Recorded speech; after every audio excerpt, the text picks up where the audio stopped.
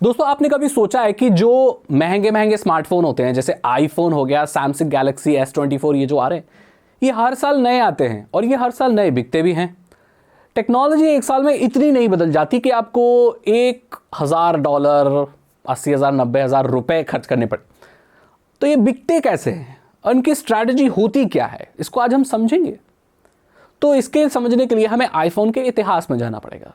हम चलते हैं आईफोन 8 जब लॉन्च हुआ था। आईफोन 8 जब लॉन्च हुआ था तो वो वायरलेस चार्जिंग के साथ लॉन्च हुआ था। वायरलेस चार्जिंग थी, लेकिन उसके बेजल्स उस फ़ोन के बहुत मोटे थे। तो एक नई प्रॉब्लम वो छोड़ देता है आईफोन और एक सॉल्व कर देता है, ताकि जो छोड़ी हुई प्रॉब्लम है उसे अगले मॉडल में सॉल्व करे और इसी तरीके से उनके फ़ोन बिकते रहे। मैं आपको अब उदाहरण के तौर से दिखाऊंगा, ठीक है।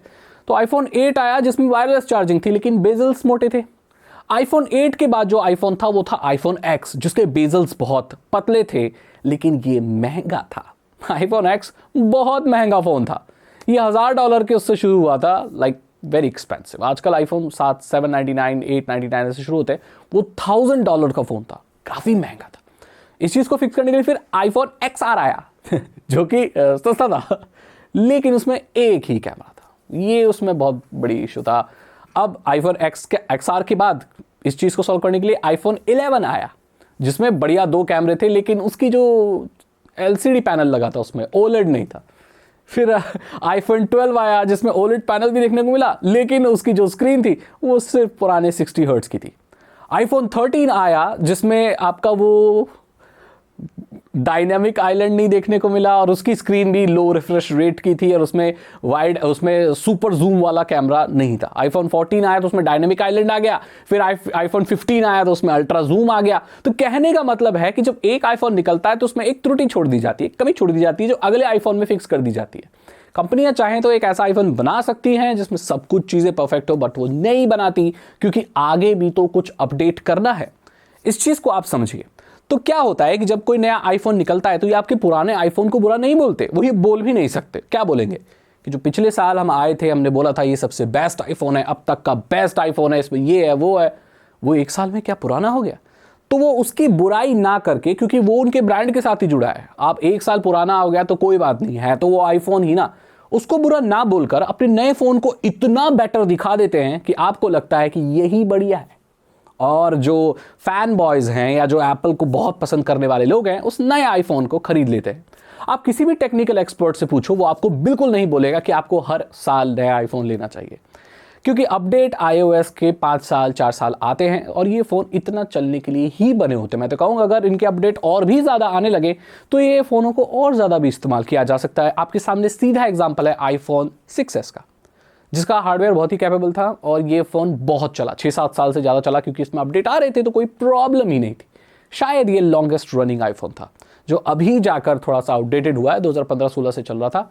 कमाल आईफोन था। तो आपको समझ में आ गया। अगली वजह है कि हर साल ये नया फ़ोन लाते हैं क्योंकि इनको बहुत टफ कंपटीशन झेलना पड़ता है। स्मार्टफोन इंडस्ट्री में इतना ज़्यादा कंपटीशन है कि आप सोच भी नहीं सकते, क्योंकि अब जो नए नए फ़ोन आते हैं, Xiaomi, OnePlus और ये सारी कंपनियां ऐसे प्रीमियम फ़ोन बना रही है जो मानो ना मानो आईफोन को टक्कर दे सकते हैं। अभी मैंने जैसे बताया था, एक वीडियो देखी थी जहां पर कोई आईफोन 15 के कैमरे को कंपेयर कर रहा था रेडमी के नोट 13 जो अभी लेटेस्ट आया। साइड बाय साइड वीडियो दिखाई हुई थी और मैं अपनी नॉर्मल स्क्रीन में देख रहा था, तो आप मानोगे नहीं, मुझे कोई फ़र्क नहीं दिख रहा था उसमें। लाइक Xiaomi के कैमरे इतने कैपेबल हो गए हैं कि वो आईफोन के कैमरे के साथ, मतलब ठीक है वो छोड़ दो ऊंच नीच हो भी, लेकिन कंपेयर किए जा रहे हैं सामने रख कर। ये बहुत बड़ी बात है, क्योंकि Redmi Note 13 डिवाइस 20-25 हज़ार रुपए का आता है, जबकि आईफोन की बात करें तो वो उससे डबल से भी ज़्यादा कीमत का आता है। उसी से पता चलता है कि कितना टफ कंपटीशन है। तो आईफोन अगर हर साल कुछ नया नहीं देगा तो फिर भाई वो पिट जाएगा मार्केट में। उससे फिर लेंगे क्यों लोग? सिर्फ उनके iOS के लिए?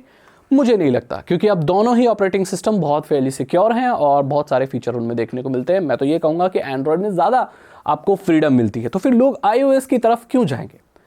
इस चीज़ पर बहुत सारे लोग ये भी तर्क देते हैं कि आईफोन में बहुत इंप्रूवमेंट होते हैं, लेकिन आपको वो दिखते नहीं हैं। और ये तो अच्छी बात है ना, दिखते नहीं है तो इससे तो आप अपने पुराने आईफोन को और ज़्यादा इस्तेमाल कर सकते हो। ये देखा जाए तो एक अच्छी बात भी है। आईफोन 13, आईफोन 14, आईफोन 15 या जितने भी कुछ 1-3-4 जनरेशन के जो आसपास वाले आईफोन होते हैं, आपने भी देखा होगा उनको डिज़ाइन सिमिलर ही होता है, दूर से कोई देखकर बता नहीं सकता, और ये बहुत अच्छी बात है। इसका मतलब है आपको नया आईफोन खरीदने की जरूरत ही नहीं है भाई, कोई देख के कवर में लगा रखा है, कोई देख के बता नहीं सकता दूर से, ऐसे नॉर्मली कोई नॉन टेकी आदमी या नॉर्मल एक इंसान नहीं बोल सकता भाई कौन सा आईफोन इस्तेमाल कर रहे हो, जब तक आप उसको बताते नहीं हो। सो एक बहुत अच्छी चीज़ है, ये तो बहुत बढ़िया है। बोलते हैं ना एक जैसा दिखता है आईफोन, तो ये बुरी बात नहीं है, ये अच्छी बात है। देखो अगली वजह वो जो कि बहुत ऑब्वियस है नया आईफोन हर साल आने की, कि प्रॉफिट कमाना है, पैसा कमाना है कंपनी को। इनोवेशन, बाकी सारी चीज़ें, कंपटीशन, ये सब छोड़ के रखे, एक बात है पैसा कमाना है। आपको पता है एप्पल कंपनी 50% जो भी अपना रेवेन्यू जो पैसा कमाती है वो आईफोन की सेल से ही कमाती है। उसके अलावा उनके सर्विस मॉडल भी हैं, जैसे वो सब्सक्रिप्शन बेसिस पर भी कमाते हैं, ऐप परचेसेस पे कमाते हैं, और उनके साइड प्रोडक्ट्स भी आते हैं, उन्हें बेचकर वो कमाते हैं। लेकिन उनका जो मेन रेवेन्यू का सोर्स है वो आईफोन की सेल ही है। तो अब वो नहीं बेचेंगे हर साल तो कमाएंगे कैसे भाई? अगली साल 5 साल तक एक ही फ़ोन बिकता रहेगा तो फिर क्या कमाएंगे वो लोग? एक पॉइंट ऐसा आएगा जब सबके पास एक पर्टिकुलर मॉडल हो जाएगा, उसके बाद क्या? इसलिए हर साल कुछ एक चीज़ बचा के रखो और हर एक साल बाद उस चीज़ को सॉल्व करते जाओ। ये सिलसिला ऐसे ही चलता रहेगा और सेम दिखने वाले आईफोन हर साल बिकते रहेंगे।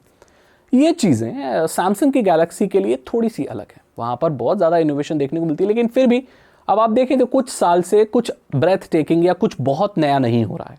सॉफ्टवेयर वाइज इस बार AI देखने को मिला है, लेकिन उससे पहले ऐसा कुछ ज़्यादा खास देखने को नहीं मिल रहा था। दोस्तों ये मेरी राय है कि हर साल क्यों नए आईफोन आते हैं और क्यों बिक जाते हैं, कैसे बिक जाते हैं, क्या चीज़ें होती हैं। अगर आप इसके अलावा और कुछ भी बोलना चाहते हैं तो आप कमेंट सेक्शन में फ्रीली लिख सकते हैं।